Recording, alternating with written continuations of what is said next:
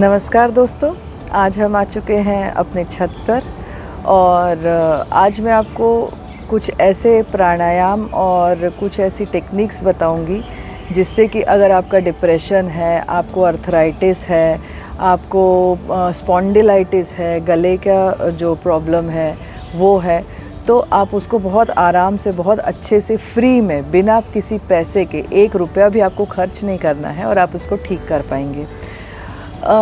किसी भी ये जो आसन है और जो मैं थेरेपीज़ बता रही हूँ, ये सन थेरेपीज़ हैं। सूर्य के सामने बैठना है। देखिए, हम आदिकाल से जानते आए हैं कि सूर्य के सामने बैठने से बहुत बेनिफिट्स होते हैं। ठीक है, तो हमें सूर्य के सामने बैठना है और सूर्य के सामने ये सारे आसन, प्राणायाम और जो कुछ भी है वो सूर्य के सामने करने हैं।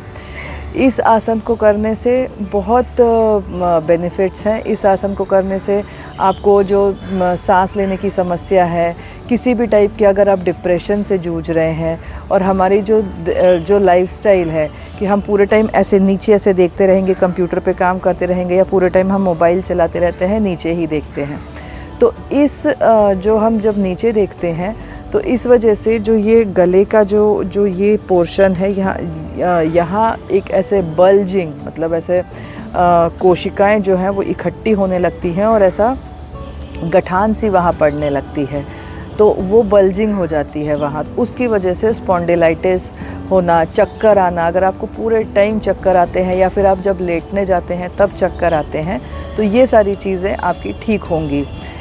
अच्छा, अब ये मैं कोई वो चीज़ नहीं बता रही हूँ जो कि यूट्यूब पे है नहीं, ये मैंने खुद करके देखा हुआ है, आजमाया हुआ है, इसलिए मैं ये सारी चीज़ें आपको बता रही हूँ। मुझे लेटते टाइम बहुत ज़्यादा चक्कर की प्रॉब्लम थी, मुझे बहुत ज़्यादा चक्कर आते थे, करवट लेते टाइम मुझे बहुत ज़्यादा चक्कर आते थे, कभी कभी डिप्रेशन हो जाता था, इस तरह से मेरे को चीज़ें होती थी। लेकिन मैंने जब से ये प्राणायाम स्टार्ट किया है और मैं सूर्य की रोशनी में करीब 15-20 मिनट से लेकर तो आधा घंटा रोज़ नहीं निकाल पाई, क्योंकि अभी बारिश का मौसम चल रहा है तो सूर्य नारायण भगवान दिखते ही नहीं हैं। तो जब भी वो दिखते हैं तो मैं बिल्कुल ऐसे पहुंच जाती हूँ छत पर या जहाँ भी मुझे अवेलेबिलिटी होती है सनलाइट की, कि मैं एकदम पहुँच ही जाना है आपको वहाँ। तो इस चीज़ से, ये फ्री की चीज़ है। लोगों को क्या है, जब वो पैसा देते हैं तो उनको चीज़ों की वैल्यू समझ में आती है, उनको समझ में आता है कि हाँ, ये चीज़ काम करेगी क्योंकि हमने इस पर पैसा खर्च किया है। लेकिन आप उसी चीज़ को, अगर वो आपको फ्री में मिल रही है तो आपको उसकी कद्र नहीं होगी, आपको पता भी होगा तो भी आप वो चीज़ नहीं कर रहे होंगे। तो इस वजह से मैं आपसे आग्रह करती हूँ कि आप ये प्राणायाम कीजिए। अगर आपको कुछ भी नहीं आता है तो आप सूर्य के सामने बस बैठ जाइए, आप सनरेज़ अपने ऊपर पड़ने दीजिए। जो भी दुनिया में लोग बोलते हैं कि इससे ये होता है, वो होता है, वो सब आधे घंटे के लिए उन सब चीज़ों को छोड़ दीजिए। सबसे अच्छा टाइम है सूर्य के सामने बैठने का, वो है सुबह 7:30-8 बजे से लेकर तो 11 बजे तक। गर्मियों में वही सुबह 6:30-7 बजे से लेकर तो 8 या 9 बजे तक, क्योंकि 9 बजे बहुत तेज़ धूप होना स्टार्ट हो जाती है।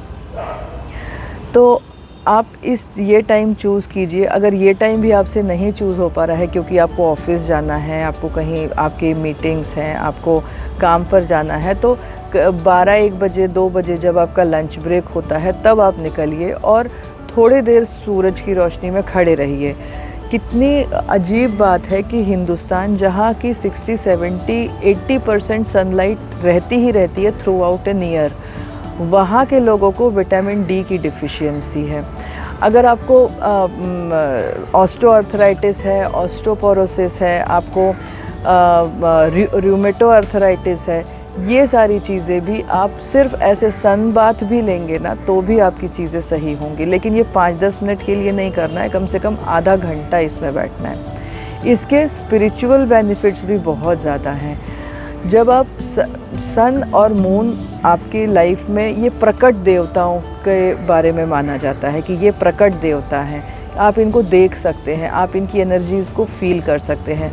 हम साइंटिफिकली हमें पता है कि चंद्रमा की जो एनर्जीज़ हैं, चंद्रमा की वजह से समुद्र में ज्वार भाटे आते हैं, high tides and low tides.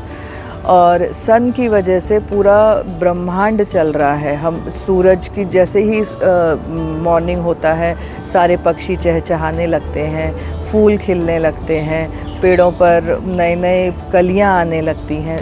तो ये सारी चीज़ें सूर्य की वजह से होती हैं।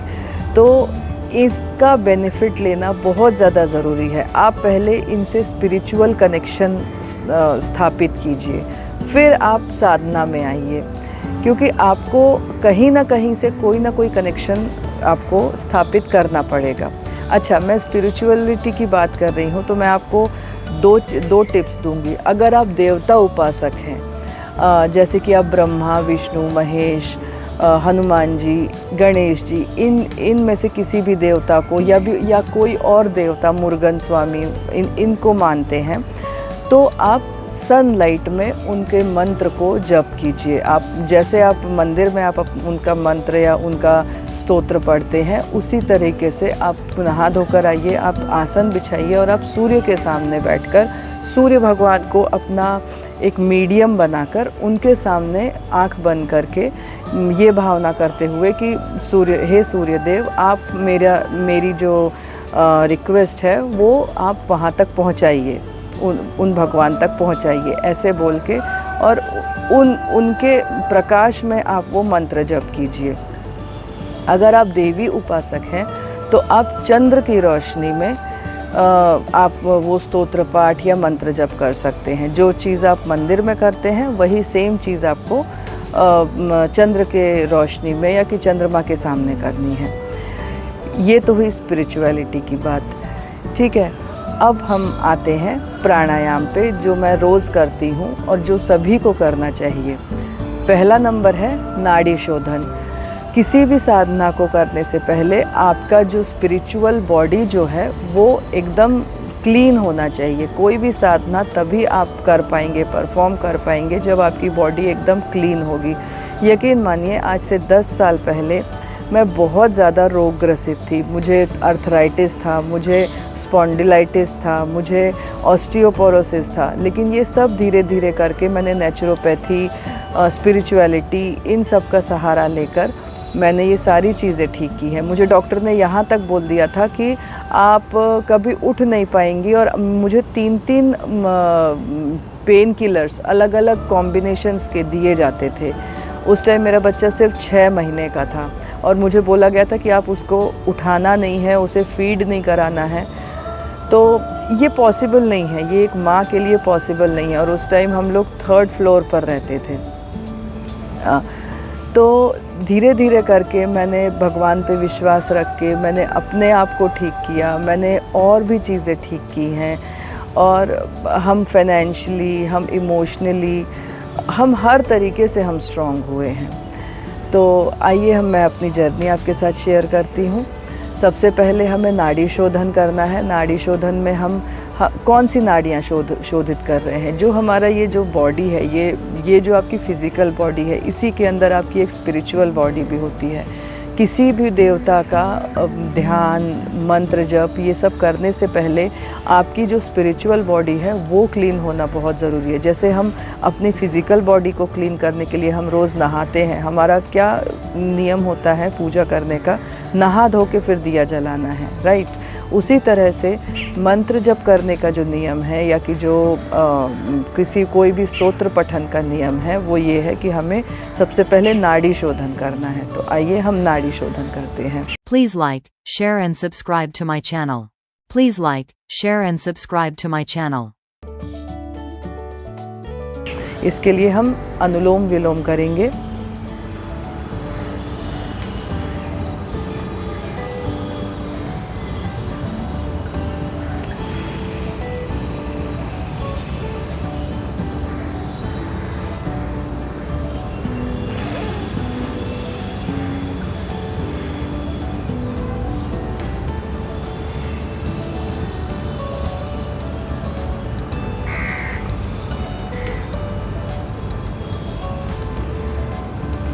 ये एक राउंड हुआ। ऐसे हमको इनिशियली अगर आप स्टार्ट कर रहे हैं तो 5 राउंड कीजिए, फिर धीरे धीरे बढ़ा के इसको 15 तक आपको लेके जाना है। मैं जल्दी जल्दी करती हूँ, फिर आपसे बात करती हूँ। शुरुआत में अगर आपकी कमर दर्द होती है या कुछ होता है तो आप किसी दीवार के सहारे बैठ सकते हैं। अगर आप डायरेक्ट सन रेज़ आपको नहीं ले पा रहे हैं तो आप थोड़ा सा टिल्टेड होकर, ऐसे टेढ़े होकर किसी भी, जैसे ये रेलिंग है तो इस रेलिंग के सहारे या किसी भी सहारे आप बैठ सकते हैं, लेकिन आपको पीठ सीधी रखनी है। इससे आपको सीधा स्ट्रेट होकर ये प्राणायाम करना है। ये प्राणायाम बहुत बेनिफिशियल है, आप इसको ज़रूर कीजिएगा। दूसरा जो प्राणायाम है उससे मुझे चक्कर बहुत ज़्यादा आते थे, तो उन चक्करों में मुझे बहुत इफ़ेक्टिव इसका लाभ हुआ है और अब वो चक्कर मुझे आते ही नहीं हैं।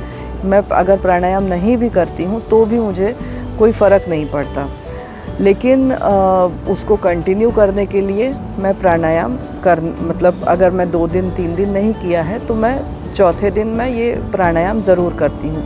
ये भ्रामरी प्राणायाम है। इसमें ये दोनों उंगलियों को आपको आँख के ऊपर इस तरह से रखना है, लंबी सांस नाक से लेनी है। तर्जनी जो है, फर्स्ट फिंगर, ये आपके हेड पे, फोरहेड पे रहेगी। दोनों ये जो अंगूठे हैं, थंब, इनसे आपको जो कान के जो लूप्स हैं उनको बंद करना है। आपको वो समझ में आ जाएगा। जो ये चीज़ रहती है, कनपट्टी जिसको बोलते हैं, उसको आप दबाएंगे और उसको एक लॉक जैसा करेंगे और इस जो लास्ट फिंगर है इसको यहाँ आपको रखना है। इनहेल करना है और भौरे की आवाज़ करते हुए या ओम को अंदर ही बोलना है, मुंह बिना खोले, और जो सांस है उसको एक्सेल करना है।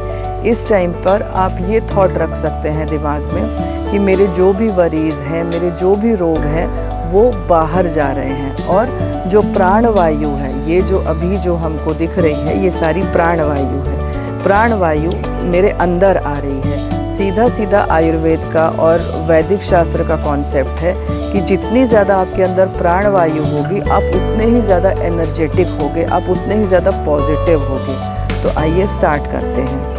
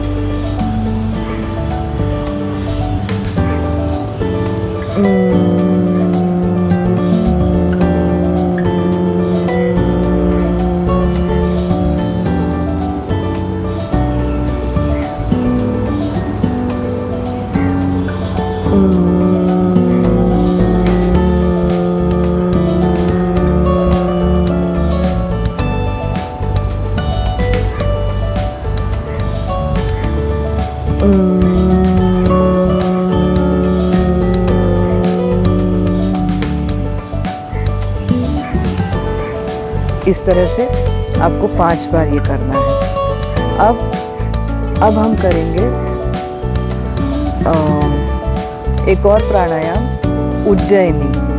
उज्जैनी से अगर आप हमेशा रोते रहते हैं और आपको बहुत ज़्यादा दुख है, कोई आपको डांट देता है घर में या ऑफिस में, लेकिन आप उसको पलट के जवाब नहीं देते हैं, वो इमोशंस जो हैं वो यहाँ फंस जाते हैं, यहाँ गले में फंस जाते हैं। गला हमेशा रूंधा रूंधा सा रहेगा, आपको रोने का मन करेगा लेकिन आप रो नहीं पाते हैं। जब आपको बोलने नहीं दिया जाता तब आपका थायराइड की आपको समस्या हो जाती है। यहाँ एक ग्लैंड होती है तितली के शेप की, बटरफ्लाई शेप की, वो अगर आप अपनी बात किसी से बोल नहीं पाते हैं या कि आपको अपनी बात को बोलने नहीं दिया जाता, दबाया जाता है, तो आपको थायराइड का प्रॉब्लम हो जाता है। तो इस थायराइड के प्रॉब्लम को दूर करने के लिए और जो आपके जो इमोशंस हैं उसको रिलीज़ करने के लिए आप उज्जैनी प्राणायाम ज़रूर करें। आपको बैठना स्ट्रेट ही है, आप जितना ज़्यादा स्ट्रेट बैठेंगे, आपकी जो रीढ़ की हड्डी है उसको जितना स्ट्रेट करेंगे उतना आपको धीरे धीरे बेनिफिट होगा।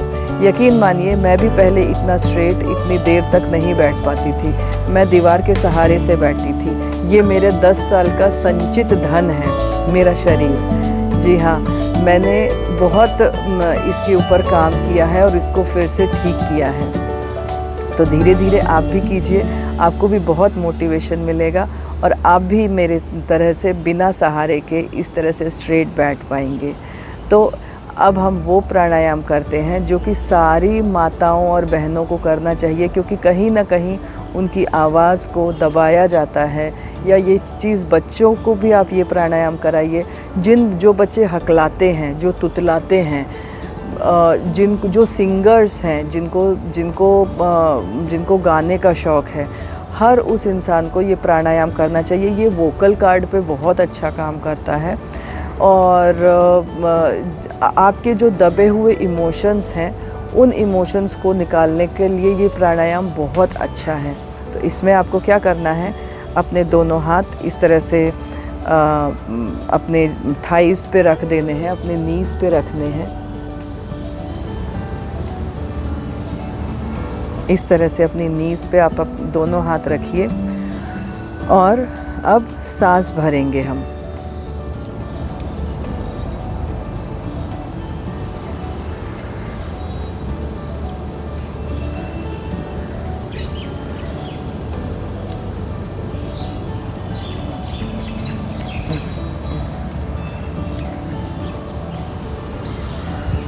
अब हम सांस लेंगे। सांस लेनी है। इस सांस लेते टाइम वोकल कॉर्ड्स से हमें सांस लेनी है। इसमें आवाज़ आएगी,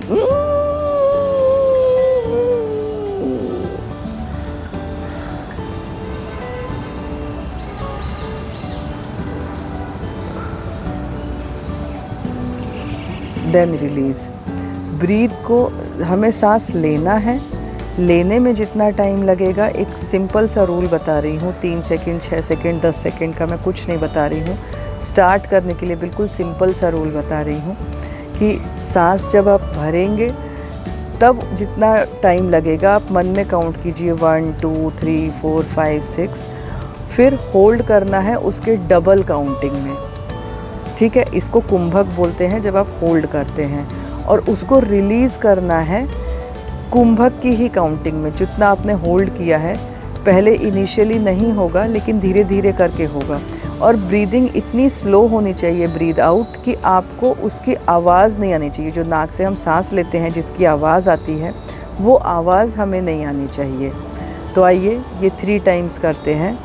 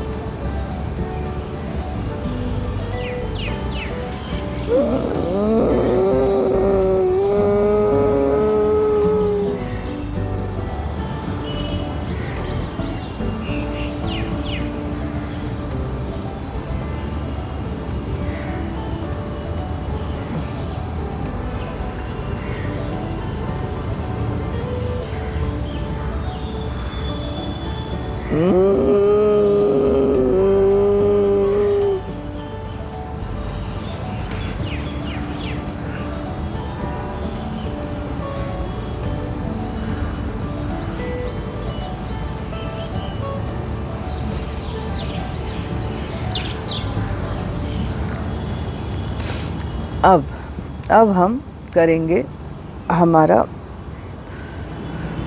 एक ऐसा प्राणायाम जिससे कि अगर आपको डायबिटीज़ है, देखिए महिलाओं में जिन लेडीज़ में ये प्रॉब्लम है कि वो कुछ भी कर लें, उनका वेट लॉस नहीं हो रहा है, चाहे वो कुछ भी कर लें, वो खाना कम खाती हैं, वो ज़्यादा किसी से बात नहीं करती हैं, वो प्रॉपर एक्सरसाइज कर रही हैं, फिर भी अगर आपका वेट लॉस नहीं हो रहा है, तो आप ये जितने भी प्राणायाम मैंने बताए हैं वो आप अपनी डेली लाइफ में इंक्लूड कीजिए। आप बिना एक्सरसाइज के आप वेट लॉस कर पाएंगे। अब जो प्राणायाम मैं बता रही हूँ वो लेडीज़ को बहुत ज़रूरी है करना, क्योंकि हमारे जो बॉडी है, जब हमें कोई चिल्लाता है या हम किसी वजह से हम दुखी होते हैं, हमारे इमोशंस हम एक्सप्रेस नहीं कर पाते, हम आदमियों जैसे गालियाँ नहीं देते हैं, हम सिगरेट नहीं पीते या कुछ भी नहीं करते हैं, तो हमारे इमोशंस भी हमारी बॉडी में एब्जॉर्ब होते जाते हैं, धीरे धीरे धीरे करके वो एब्जॉर्ब होते जाते हैं।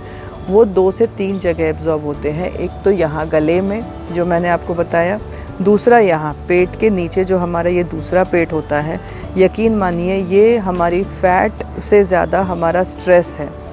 ये स्ट्रेस है जो कि हमारा यहाँ स्टोर है। तो अगर आपसे कोई बोले ना कि आप बहुत मोटे हैं, आपका पेट बहुत निकला है, तो बोलना नहीं, ये मेरा स्ट्रेस है, ये मेरा पेट नहीं निकला है। ठीक है। इस प्राणायाम को करने से आपको डायबिटीज़ के में बहुत आराम पड़ेगा, आपको बीपी में बहुत आराम पड़ेगा। आपको शुगर की बीमारी है तो आपकी शुगर कंट्रोल में रहेगी, और अगर आपको शुगर की बीमारी नहीं है और हिस्ट्री में है आपके यहाँ कि आपको शुगर है, तो वो शुगर की जो बीमारी है वो आपकी कंट्रोल में रहेगी, वो आपको होगी ही नहीं अगर आप इसको डेली करते हैं तो। लेकिन इसमें ट्रिक ये है कि हम जब ये करते हैं कपालभाति, तो हमको इसको हम सिर्फ ऐसे ये ऊपर वाला पेट दबाते हैं, ऊपर वाला पेट को अंदर ना लेके हमको ये जो नीचे वाला पेट है इसको दबाना है, इसको दबाने की कोशिश करनी है। ठीक है। इसमें थोड़ा सा एफ़र्ट ज़्यादा लगता है, बट यकीन मानिए ये बहुत इफ़ेक्टिव है। ये मैं करती हूँ और मैंने इससे रिज़ल्ट्स पाए हैं। मेरे घर में सब लोग डायबिटीज़ हैं, मतलब डायबिटिक हैं। मेरा जो फैमिली हिस्ट्री है, मेरी मम्मी और मेरे पापा दोनों डायबिटिक हैं। टचवुड अभी तक की डेट में मुझे डायबिटीज़ डायग्नोस नहीं हुआ है, जबकि मेरी मम्मी को 38-39 में डायबिटीज़ डायग्नोस हो चुका था। मैं अभी 40s प्लस हूँ, लेकिन अभी भी मुझे डायबिटीज़ डायग्नोज नहीं हुआ है। तो चलिए ये स्टार्ट करते हैं और अपने आप को, अपनी बॉडी को रोग मुक्त करते हैं। सांस अंदर भरनी है और फिर ऐसे पंप जैसा सांस को निकालना है, लेकिन नीचे वाला पेट को स्क्वीज़ करना है, ऊपर वाले पेट को नहीं करना है, नीचे वाले पेट को। ऊपर वाला पेट देखिए वैसे ही कम होता है, नीचे वाला पेट ही ज़्यादा होता है। इसको आप बैठे बैठे ही करना है आपको, इससे आपकी पेट की एक्सरसाइज भी फ्री में हो जाएगी। ठीक है। तो चलिए स्टार्ट करते हैं।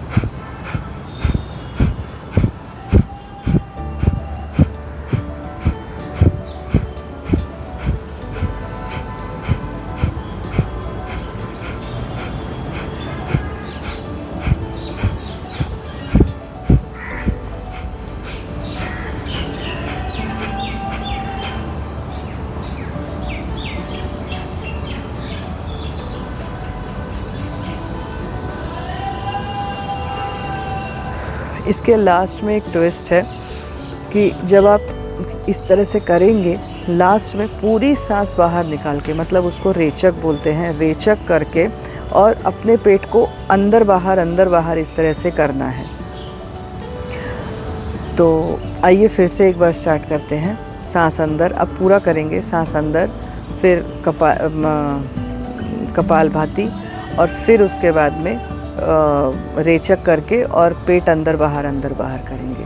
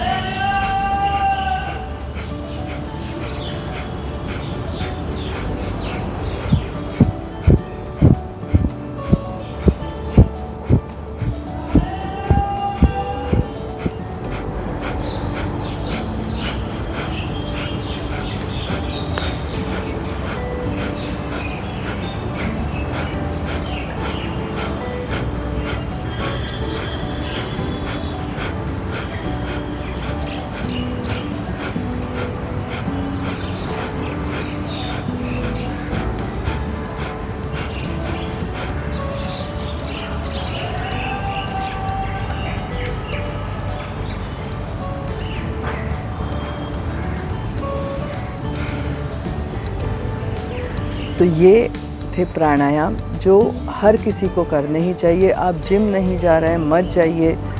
जिम में अंदर, बिल्कुल अंदर ऐसे बंद होने से कुछ नहीं होता। आपका वेट भले ही कम हो जाएगा, लेकिन जो प्राणवायु है आपके अंदर वो कम होगी।